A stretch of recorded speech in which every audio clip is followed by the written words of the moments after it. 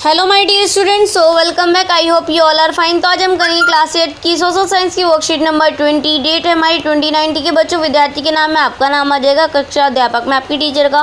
तो चलिए स्टार्ट करते हैं। चैप्टर 5 है आपका, जब जनता बगावत करती है, नीतियाँ और लोग। चलिए पढ़ते हैं। नवाबों की छिनती सत्ता।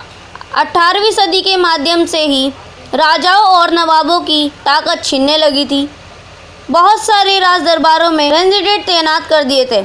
स्थायी शासकों की स्वतंत्रता घटती जा रही थी। उनकी सेनाओं को भंग कर दिया गया था। उसके राजस्व वसूली की अधिकार वह इलाके एक एक करके छिन जा रहे थे। बहुत सारे स्थानीय शासकों ने अपने हितों की रक्षा के लिए कंपनी के साथ बातचीत भी की। उदाहरण के लिए झांसी की रानी लक्ष्मीबाई चाहती थी कि कंपनी उनके पति की मृत्यु के बाद उनके गोद लिए हुए बेटे को राजा मान ले। पेशवा बाजीराव द्वितीय के दत्तपुत्र नाना साहेब ने भी कंपनी से आग्रह किया कि उनके पिता को पेंशन मिलती थी, वह मृत्यु के बाद मिलने लगे।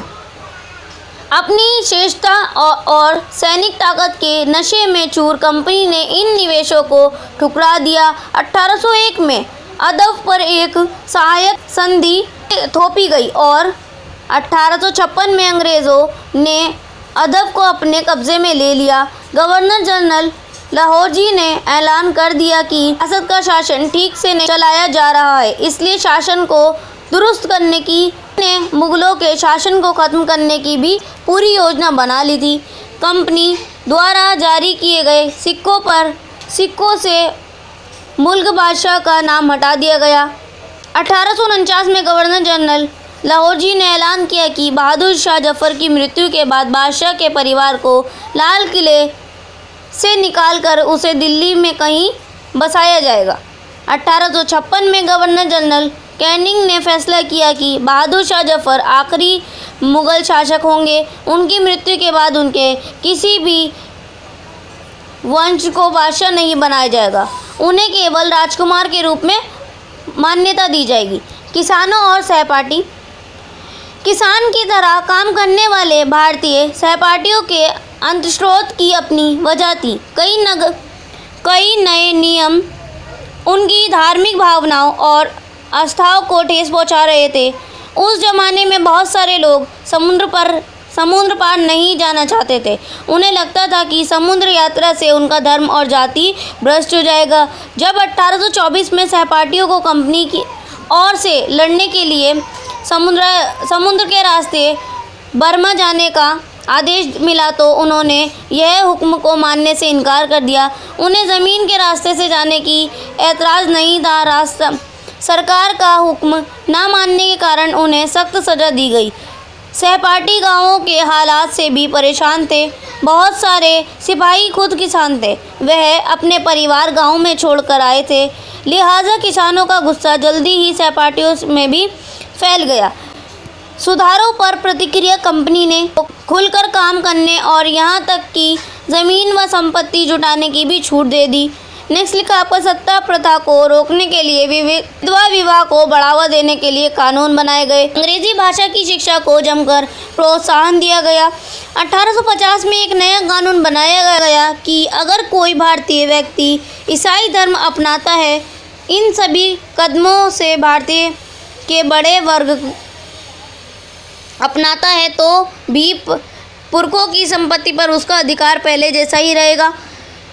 इन सभी कदमों से भारतीयों के बड़े वर्ग को यकीन हो गया कि अंग्रेज़ उनका धर्म के सामाजिक रीति रिवाज और परंपरागत जीवन शैली को नष्ट करना चाह रहे हैं। ठीक है बच्चों, आई होप आप लोगों को समझ में आ गया होगा। ठीक है बच्चों, अब कुछ क्वेश्चन दिए हैं वो कर लेते हैं। क्वेश्चन नंबर फर्स्ट आपका स्थायी शासकों की स्वतंत्रता किस प्रकार घटती जा रही थी। नेक्स्ट क्वेश्चन आपका, कंपनी ने मुगल शासकों के आधिपत्य को किस प्रकार खत्म किया।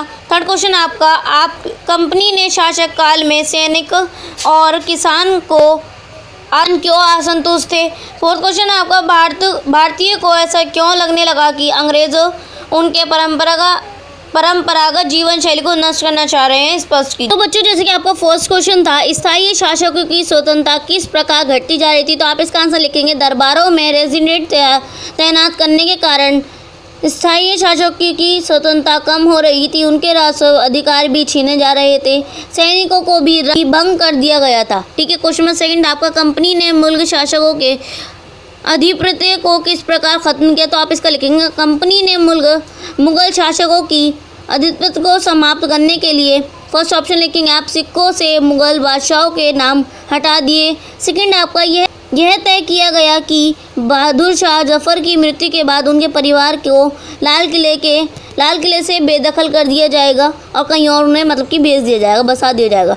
फिर नेक्स्ट आप लिखेंगे 1856 में जनरल कैनिंग ने फैसला किया कि जफर की मृत्यु के बाद किसी भी वंश को सम्राट माना नहीं जाएगा। ठीक है, चलिए अब क्वेश्चन नंबर थर्ड है बच्चों आपका, कंपनी के शासक काल में सैनिक और किसान क्यों असंतुष्ट थे? तो आप लिखेंगे, किसान और सैनिकों ने कंपनी के कई नियमों को आधर्मिक और विश्वासों के लिए हानिकारक पाया। समुद्र पार करना और समुद्री यात्रा तय करना किसानों और सैनिकों को अधार्मिक अनैतिक लगता था, इसलिए उनमें असंतुष्टता का व्यवहार था। ठीक है, क्वेश्चन नंबर 4 है बच्चों आपका, भारतीयों को ऐसा क्यों लगने लगा कि अंग्रेज उनके परंपरागत जीवन शैली को नष्ट करना चाह रहे हैं? स्पष्ट कीजिए। तो आप लिखेंगे, कई नए कानून के चलते भारतीयों को लगने लगा कि अंग्रेज उनके परंपरागत जीवन शैली को नष्ट करना चाह रहे हैं। फर्स्ट ऑप्शन लिखेंगे आप, अंग्रेजी भाषा की शिक्षा को प्रोत्साहन देना। ठीक है, नेक्स्ट लिखेंगे आप, ईसाई धर्म अपनाने पर पुरखों की संपत्ति पर अधिकार बने रहना। नेक्स्ट लिखेंगे आप, ईसाई धर्म का खुलकर प्रचार प्रसार करना आदि। ठीक है बच्चों, तो ये थे हमारे बेहद ही 4 इजी प्रश्न और इम्पॉर्टेंट बहुत हैं बच्चों। ठीक है, तो आई होप आप लोगों को वर्कशीट समझ में आ गई होगी। क्योंकि सो प्लीज़ बच्चों चैनल को सब्सक्राइब जरूर कीजिएगा और बेल आइकन को भी प्रेस कीजिएगा और बच्चों वर्कशीट को शेयर जरूर कीजिएगा। तो चलिए मिलते हैं नेक्स्ट वीडियो में, तब तक के लिए take care and good bye.